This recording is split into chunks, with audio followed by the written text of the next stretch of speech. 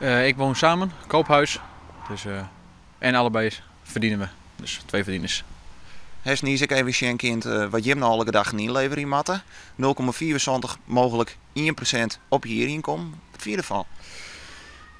Ja, inleveren is natuurlijk nooit leuk. Maar om eerlijk te wezen ben ik er niet heel erg veel mee bezig geweest. Maar ja, inleveren is sowieso een slechte zaak, denk ik. Maar ja, tegenwoordig ja, met de hele economische crisis ja, ben ik bang dat iedereen wat in moet leveren.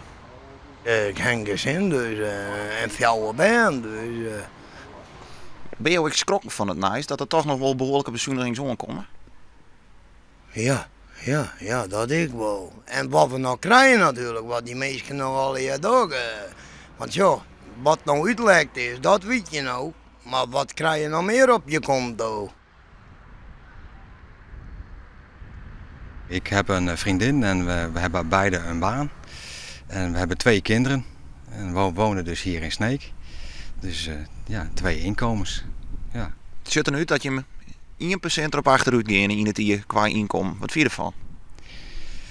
Ja, ik weet niet hoe het omgerekend, wat het dan in getallen brengt. Maar goed, ja, je levert dus wel iets in. En dat is met het oog op de toekomst is het wel wat zorgelijk. Als je alle berichten over Griekenland en ook wel over Amerika en tussen China en Amerika, dat is natuurlijk wel zorgelijk. Dus ja, wat staat ons te wachten?